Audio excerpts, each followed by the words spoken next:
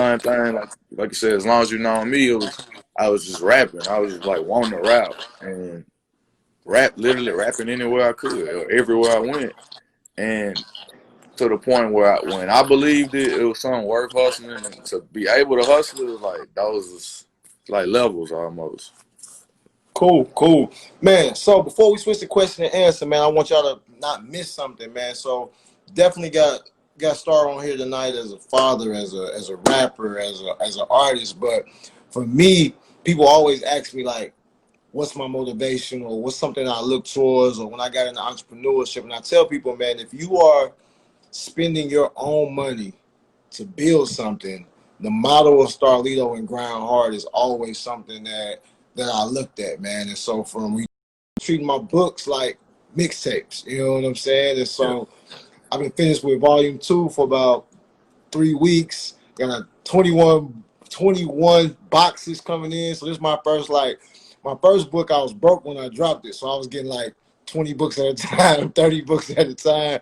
And I used to be like, yo, when my next book, I'm gonna get 1,000. But I used to remember you talking about like getting your own mixtapes pressed up and different things like that. And so that creative space, man. And so we super excited. We took and turned Black Panther into a character, man. And so we just going through different quotes in volume 2. And then being able to control the price point, man. And so taking a page out of, I was real Nipsey Hustle with it, studying like, I'm gonna drop $100 book. I'm gonna drop $100 book, but I kind of assess the market and my leverage. Like, let's do a $50 book first, right? So definitely got a $50 book, but just want people to understand, man. Like when you find motivation in somebody, especially as artists, I want you to pay attention to the business behind the artist. And like Star said, it's for everybody that's a little different how they set their situation up. But I think now more than ever is a time when you can get off. Like if you're willing to grind hard, if you're willing to put the work in, there's a mode out there for you. And so for me, you know, I kind of just laughed at myself when I looked from like first mixtape to second mixtape, like the growth. You know what I mean? Like for anything else, I always get excited about the growth. And then as I was looking at my wall, you know what I mean, I found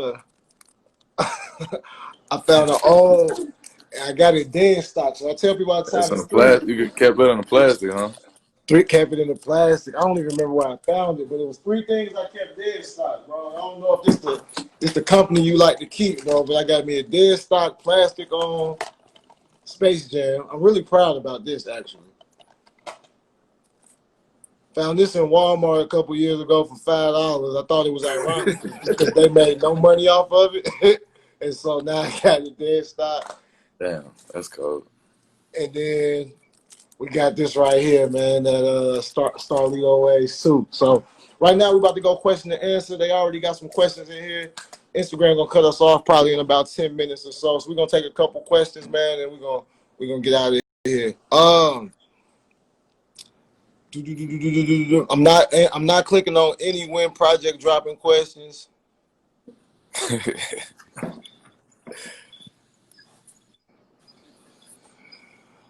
I think I might have said too much. I saw a bunch of people that might have connected some dots already. Man. I might have overstated talking about the last dance thing. Man, somebody got a couple followers. They woke up and said you're gonna have everybody pissed on Monday. They said everybody gonna wake up pissed on Monday. But the first question, man, you have a huge discography. What's the tape you're most proud of? Interesting question. My next one. That's a very Jordan-like answer. One of my favorite things Jordan said in the whole documentary was how he said, "Why would I trip about a shot I ain't took yet?" And I thought that was such a profound statement when I heard him say it. So, yeah, that's when he was shooting from like out of bounds at practice.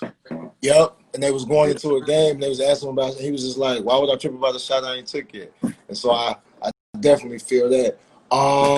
Okay, we'll take that. I won't even dive any further. That's it. My next.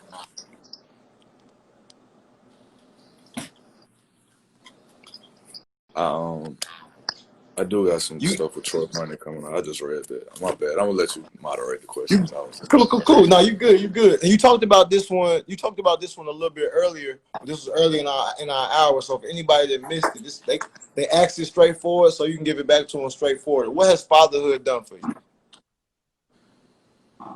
fatherhood is humbled me. It's humbled me from even from the moment of finding out that I was a father to be. Um, it's a humbling, and even with that, like improved me, you know, as a person, as a man. Um, it's done a lot for me. It's inspirational as far as like focus goes, like priorities. Like I'm more intentional with like my time and energy and everything because I feel like it could affect somebody even more than it affects me. And like, and I say it's made me like wiser in that regard. Like I feel like I've learned. My bad. You good? You good?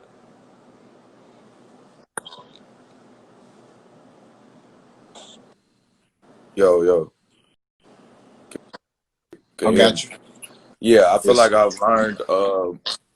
I've learned as much from and through a small child than I could have ever like self-taught or learned. You know, the experience of that is just I think it's made me grow up.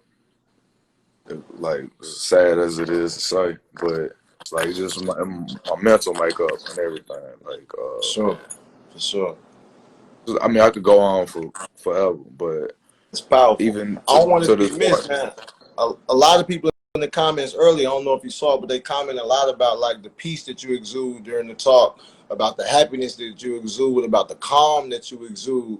And so, especially in a time now when like mental health is of the craze and there's so much yeah, going on, I just want to kind of stop and pause to not only me noticing it, but a lot of the people here, because I think, for so many times, rappers are or rap music is a place that we go to like turn up and be aggressive and before we go out. And so to be able to take somebody that you've been listening to that long and start to see like or start to connect like I'm getting a calming vibe from that person, a peace vibe from that person, a humble vibe from that person. I just want to yeah, kind of pause for the cause. I think that's powerful, bro. for sure. And I mean even as an artist. Like that's just what happened. Like people grow, people change, and from artists, I mean from audience level, from me being a fan or listener of others, like sometimes it's a cool journey to go on with people that you rock with. Like you grow with them, you change with them. Like I'm not the same person I was when that CD that you just held up. That was I think 2007 or something like that, or For even sure. prior to that. Like at one time it was turning. I used to go to the club 3-4 nights a week before I ever had a rap show, like to go out, like that was my life. That was my lifestyle, like hustling to go to the mall, get outfits, and do it all over again. Like it's to the point where like things come at you, life changes, things change you. Like, fast forward to that project right there, I probably thought I was gonna lose my life. You know This how I one was right here? living, or yeah, or my freedom at least. And so like I was rapping from that, like it started tiptoe toward being more introspective because I was of the mindset of like, well, if this is the last thing people hear, I want to put it all out there. I'm gonna tell my life story on the track. I'm gonna leave it all. You know what I mean? Leave it all on the court or whatever. And that kind of become your mode, or even to now, like maybe I ain't as turned on a day to day as far as like what how I'm operating. So I'm gonna put whatever else it is into it. I did see a thing where somebody was like, "Did you really cry in the car?" On a song like "Crying in the Car." Like, yeah, I mean that came from a real place, and that's what I feel like our gift or maybe our job or the tools we have as artists is whatever it is, you put that on display, like from any kind of artist, like you were showing your books, like whatever your canvas is, paint a authentic picture of something that's true to you. So yeah, if I'm more at peace or I'm more humble, like that's certainly what I want to project, you know. Because sometimes some of that other stuff is like masking. It's kind of almost like, a, you know, I can't speak, or like a front. Like you wearing that because you bearing all the rest of the stuff. So like being able to, whatever it is, like when you learn how to embrace it, it's like, okay, Hey, Mike that's Woods just hopped in here. He said you're in your bag. I just have to say, I hit Mike Woods with a 1-2 hezzy in the 6159 pro run on Tuesday. man. I just I would have been there if I wasn't in work mode. I said I was gonna pull up my hoop. But in his defense, he didn't even take us serious for real. He came in some tailwinds, and every time somebody made a call, he was like telling us why it was or wasn't that call. You know I was what I'm still in saying? referee mode. Oh man, him and Jamal stopping mid time to like learn and teach each other, bro. I know you read a lot. That's why I thought this was a good question, man. Last book you read or what you reading now? The last book I read was called Oneness: Awakening from the Illusion of Separation. It was Ooh. by Joseph Kaufman. I saw it on the screen, so I wanted to make sure I gave an accurate answer. And just in a sentence or two, like what if I'm going to pick that up, what should I expect from that? Oneness. Uh, it's it's hard to describe. I know I was giving a book report.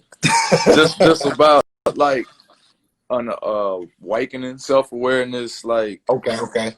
I'm on the not necessarily like being woke, but just like spiritual, like I guess spiritual in one sense, but Getting in tune kind with of yourself.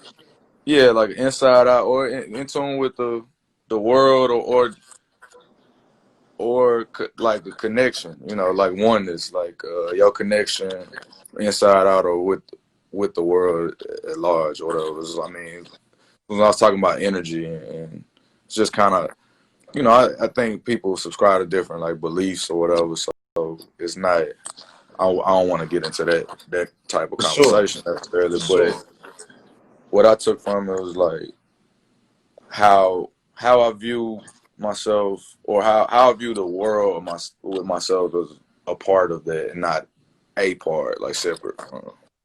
Sure. I don't know if IG that just makes gave us sense. the IG just gave us the nod, man. We got 2 minutes left. I definitely want to appreciate your time, man. I definitely want to appreciate your time. I think We got how one many is minutes? humbling, like 1 minute and 40 seconds. Uh, So I appreciate your time. I definitely think it's humbling when somebody can kind of step into a different lane and have a different conversation. I think it's always easy for artists or creatives to get in and talk about what they do, but to step in and talk about fatherhood and growing other artists and what's happening in the world today, we definitely appreciate that perspective, man. So just close us out. Any last thoughts you want to give us? Anything you like to share with anybody that's any of the 340 some people that's tuned in right now? uh, I hope everybody, you know, take care of themselves, take care of their, you know, cling to what you loved and focus, you know, think your own thoughts, even be mindful. Like we all we got, not to be cliche or whatever. You know, just cling to that, man, because nothing's for sure, nothing's certain, and don't take anything for granted. That's kind of like what I'm on. Bet. Appreciate the time and appreciate everybody for tuning in, man. Power Talk this week with Starlito. It'll be available on IG Live forever. Go back and watch it. Share it with a friend. To all my fathers on here, to you, Star, happy Father's Day.